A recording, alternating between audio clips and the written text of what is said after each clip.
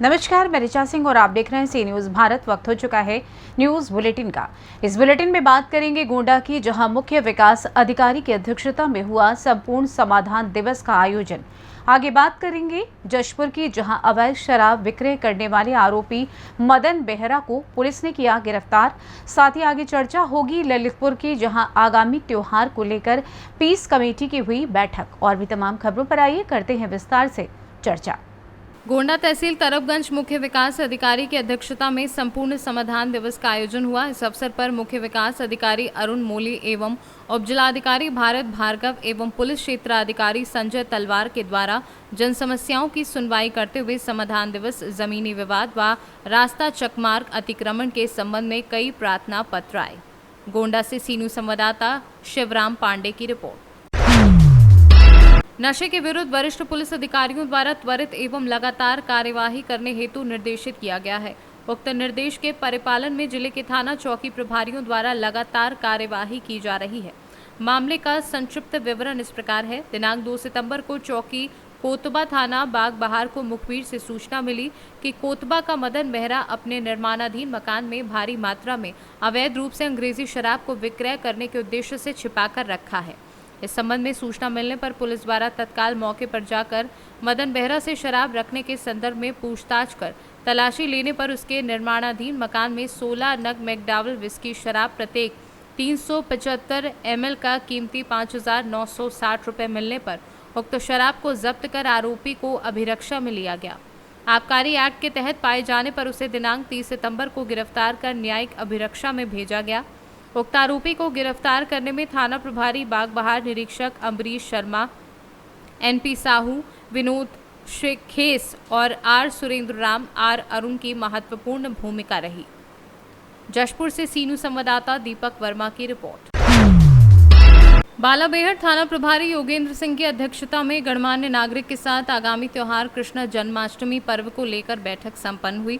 थाना प्रभारी ने कहा कि जनपद में धारा 144 लागू है, जिसके चलते कोई भी ऐसा कार्यक्रम नहीं होगा जिससे भीड़ एकत्रित हो, एवं उन्होंने कहा कि किसी भी व्यक्ति के द्वारा किसी भी प्रकार का उपद्रव ना हो एवं कोई भी व्यक्ति किसी भी प्रकार का माहौल बिगाड़ने की कोशिश ना करे, अन्यथा उसके विरुद्ध कानूनी कार्यवाही अमल में लाई जाएगी।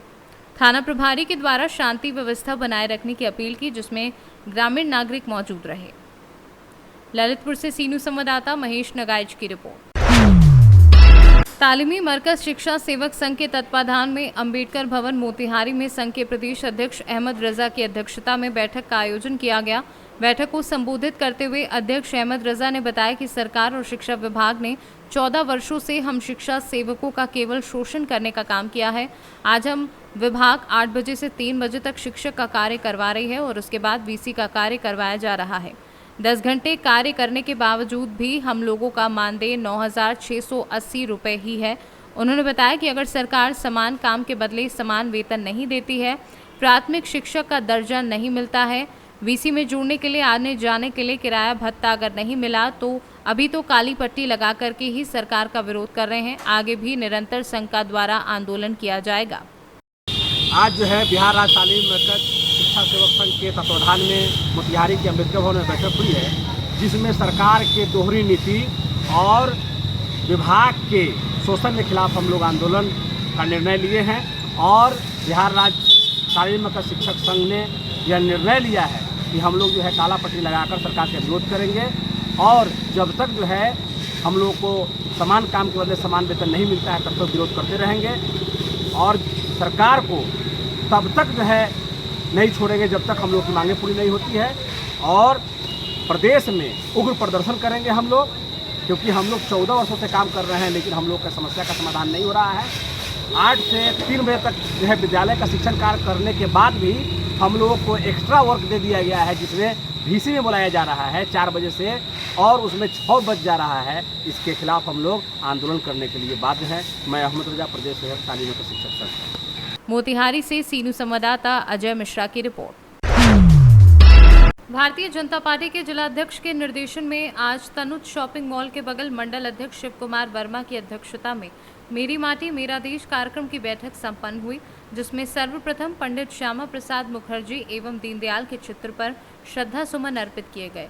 मंडल प्रभारी एवं जिला पंचायत सदस्य पूनम इंसान ने बैठक में आए हुए सेक्टर संयोजक, सेक्टर प्रभारी, बूथ अध्यक्ष, IT प्रमुख तथा अन्य उपस्थित लोगों को संगठन के बारे में विस्तृत जानकारी दी तथा आगामी होने वाले लोकसभा चुनाव के लिए प्रत्येक सेक्टर संयोजक को बूथ की मतदाता सूची एवं फॉर्म देकर नाम बढ़ाने एवं घटाने के लिए निर्देशित किया।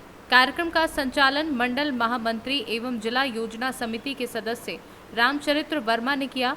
मंडल अध्यक्ष ने आए हुए कार्यकर्ताओं के प्रति आभार व्यक्त किया। प्रतापगढ़ से सीनू संवाददाता रोहित जायसवाल की रिपोर्ट।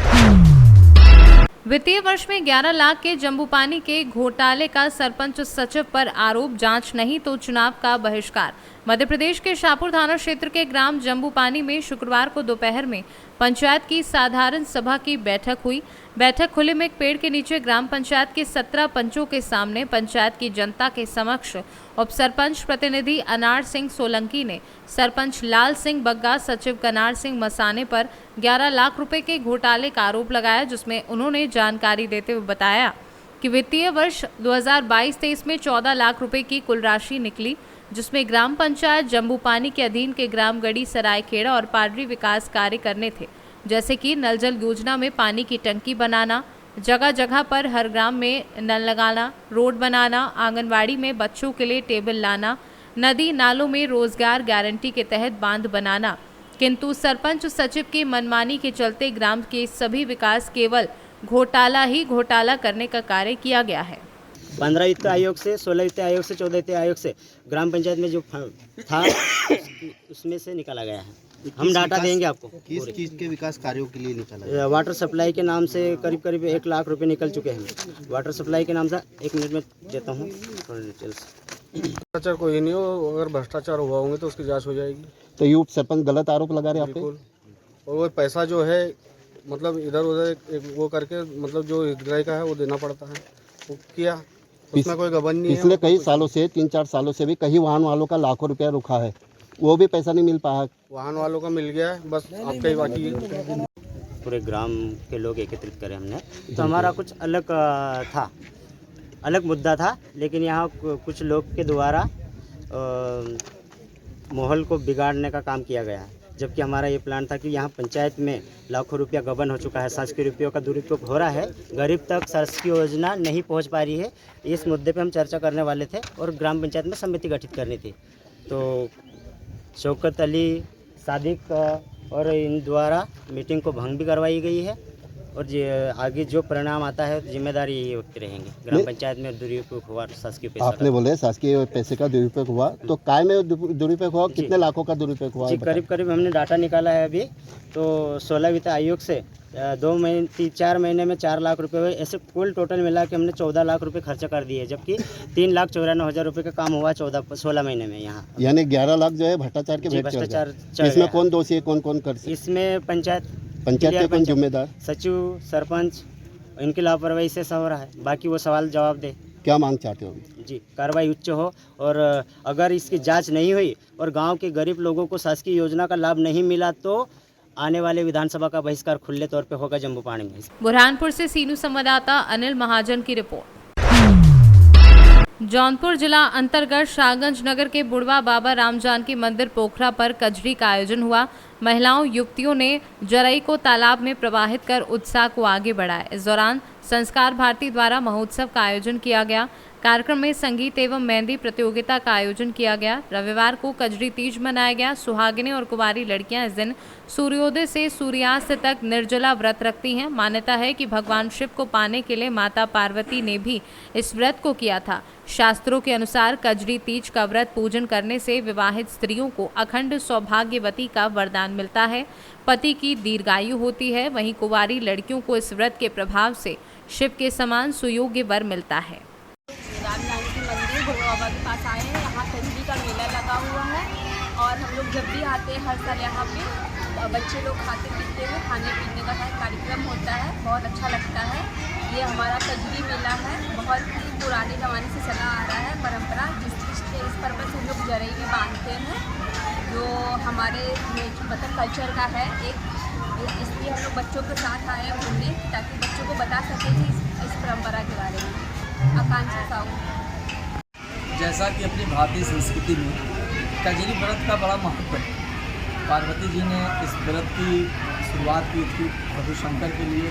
हमारे यहाँ जो शादीशुदा महिलाएं हैं वो भी अपने अच्छे वर के लिए और पति की दीर्घायु के लिए कजरी का व्रत रखती हैं, और जो हमारी अविवाहित बहनें हैं वो शिव जैसा वर मिले उनको, इसलिए वो कजरी का व्रत सायंकाल तक रखती हैं, जैसे कि कजरी की जो महानता है।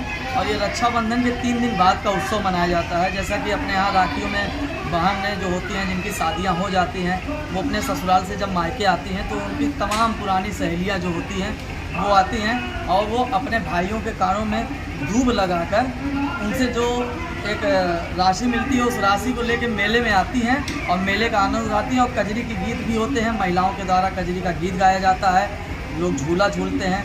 पुराने लोगों जो रहते हैं अपनी बहनें वो अपने सहेलियों से मिलने का कार्य करता है। ये माताओं और बहनों का मेला है, जैसा कि इस राम जानकी मंदिर बुढ़वा पे आयोजित है। ये राम जानकी मंदिर बुढ़वा विगत कई सालों से, मुझे लगता है कि कई दशकों से यहाँ पे मेला लग रहा है, और इस मेले की जो भव्यता बढ़ाने का कार्य संस्कार भारती के आयोजन के द्वारा मेरे संयोजन में जो हो रहा है, अपना एक छोटा सा प्रयाग है कि अपनी हिंदू संस्कृति में जो हमारी माताएं बहनें कजरी व्रत को भूल रही हैं उसे पुनः जागृत किया जाए, उसके महत्व को बताया जाए। और इस मेले का प्रांगण में उनको बुलाने का मेरा एक सीधा उद्देश्य है, वो कजरी के महत्व को समझें और कजरी व्रत को जानें, जिससे उनका चरित्र और संस्कार दोनों में बढ़ोतरी मिले। मेरा नाम सुशील सिरबागी। जौनपुर से सीनू संवाददाता दिवाकर मिश्रा के साथ दीपक सिंह की रिपोर्ट। कैमूर जिला रामपुर प्रखंड के करमचट थाना क्षेत्र में नावाडी गांव निवासी लक्ष्मण यादव के 22 वर्षीय पुत्र चंदन यादव चिनारी जाने के क्रम में अनियंत्रित ट्रैक्टर की चपेट में आने से घायल हो गए। वहीं स्थानीय लोगों द्वारा आनन फानन में सदर हॉस्पिटल बबुआ लाने के क्रम में रास्ते में ही युवक की मौत हो गई। वहीं मौके पर बबुआ जिला परिषद सदस्य विकास सिंह उर्फ लल्लू पटेल के द्वारा अंत्य परीक्षण के बाद निजी मद से आर्थिक मदद करते हुए बिहार सरकार से आर्थिक सहायता की मांग की गई है। जी हाँ, कैसा घटना है? ये रामपुर प्रखंड के नावाडी गांव के 22 वर्षीय चंदन यादव, पिताजी का पिता लक्ष्मण यादव, ये बाइक से जा रहे थे चनारी के लिए और अनियंत्रित गाड़ी ने टक्कर मार दिया, जिनका घटनास्थल पे घायल हो गए और आनंद फानन में लेके इनको भभुआ सदर अस्पताल लाया गया, जो कि रास्ते में ही मर गए। और यहाँ आते आते चिकित्सकों ने उनको मृत घोषित कर दिया। अभी यहाँ सबका पंचनामा करा के पोस्टमार्टम कराया जा रहा है और बहुत ही परिवार गरीब है और सरकार से उचित मुआवजा परिवार को दिलाया जाएगा। और इस दुख की घड़ी में हम लोग शोक संवेदना व्यक्त करते हैं। तमाम आसपास के जनप्रतिनिधि और ग्रामीण के मौजूदगी में यहाँ पोस्टमार्टम होने जा रहा है और बहुत ही दुख का घड़ी है। शोक संवेदना व्यक्त करने के लिए हम लोग आए हैं और हर तरह से मदद का भी प्रयास किया जाएगा। जी, आपका नाम? मैं विकास सिंह उर्फ लल्लू पटेल, सदस्य जिला परिषद कैमूर। कैमूर से सीनू संवाददाता ओम प्रकाश तिवारी की रिपोर्ट। कन्नौज कांग्रेस जिला कार्यालय पर पूर्व केंद्रीय मंत्री कमलापति त्रिपाठी की जयंती को मनाया गया। कांग्रेस पार्टी के जिलाध्यक्ष दिनेश पालीवाल के नेतृत्व में सैकड़ों पदाधिकारी ने पूर्व केंद्रीय मंत्री कमलापति त्रिपाठी की जयंती पर उनकी तस्वीर पर माल्या अर्पण कर पुष्प अर्पित किए। वहीं जिला अध्यक्ष ने और केंद्रीय मंत्री कमलापति त्रिपाठी पर प्रकाश डालते हुए कहा कि इन्होंने पूरी ईमानदारी के साथ कांग्रेस पार्टी के लिए कार्य किया है, वहीं गरीबों और मजलूम वर्ग की आवाज़ बुलंद की। इनके किए गए अच्छे कार्यों को कांग्रेस के लोग कभी नहीं भूल सकते। इस दौरान उन्होंने जिले के सभी पदाधिकारियों को निर्देशित देते हुए कहा कि लोकसभा चुनाव का समय बहुत ही करीब है। ऐसे में हम सबकी जिम्मेदारी बनती है कि वह जनपद में कांग्रेस पार्टी को मजबूत करे और ये तभी संभव हो सकता है जब हम आम जनमानस के बीच पहुंचकर कांग्रेस पार्टी की नीतियों को गिराने का काम करेंगे। इसलिए हर ब्लॉक अध्यक्ष अपने अपने ब्लॉकों में समय समय पर जन चौपाल कार्यक्रम का आयोजन करने की जिम्मेदारी को निभाने का काम करें। अपने भारत के ऐसे महान स्वतंत्रता संग्राम सेनानी केंद्र सरकार में कई बार मंत्री रहे, उत्तर प्रदेश के मुख्यमंत्री रहे और भारत के अनेक समितियों, राज्यसभा के सदस्य, लोकसभा के सदस्य और 5-6 बार विधायक रहे। अपने महान नेता स्वर्गीय पंडित कमलापति त्रिपाठी जी की 118वीं जयंती के कार्यक्रम को जिला कांग्रेस कमेटी के कार्यालय में संपादित करने के लिए एकत्रित हुए। कांग्रेस पार्टी के प्रत्येक कार्यक्रम को जिले से लेकर गांव से लेकर जिले तक के कार्यक्रम संपादित किए जाने की रूपरेखा तैयार हो चुकी है, जो अब शीघ्र ही आपको दिखाई पड़ेगी। कन्नौज से सीनू संवाददाता सीबू सैनी की रिपोर्ट। सुल्तानपुर लंबुआ कोतवाली परिसर में श्री कृष्ण जन्माष्टमी एवं चहल्लुम के त्यौहार को लेकर पीस कमेटी की बैठक आयोजित की गई, जिसमें मुस्लिम एवं हिंदू दोनों समुदाय के लोग शामिल हुए। बैठक को संबोधित करते हुए सीओ अब्दुल सलाम ने कहा कि दोनों समुदाय आपसी सौहार्दपूर्ण वातावरण में त्यौहार मनाएं। उन्होंने जन्माष्टमी एवं चहल्लुम के त्यौहार को लेकर आने वाली समस्याओं के विषय में जानकारी हासिल की। सीओ ने कहा कि हर जगह अराजक तत्व होते हैं, पर उन पर पुलिस की कड़ी नज़र है। अराजकता फैलाने वालों के खिलाफ पुलिस सख्त कार्यवाही करेगी। कोतवाली प्रभारी शिवाकांत त्रिपाठी, व्यापारी नेता Vijay Pratap Singh, doctor KP Singh, Jaishankar Tripathi, doctor Ram Abhilakh Tripathi आदि ने बैठक को संबोधित किया। मौके पर गुलाम दस्तगीर कादरी, अफसर अली सिद्दीकी, वहाबुद्दीन प्रधान प्रतिनिधि, अनिल कुमार बरनवाल, सरताज अहमद फारूकी, नवल किशोर, गंगा यादव, विकास श्रीवास्तव, अजहर इदरीसी, नियाज राइन, राम तीरथ सिंह, संतराम यादव, दिनेश सिंह आदि लोग मौजूद रहे। सुल्तानपुर से सीनू संवाददाता वाजिद हुसैन की रिपोर्ट। फिलहाल न्यूज बुलेटिन में बस इतना ही। देश दुनिया की तमाम खबरों की जानकारी के लिए आप देखते रहें सी न्यूज भारत। हर खबर आपके साथ, आपके हाथ।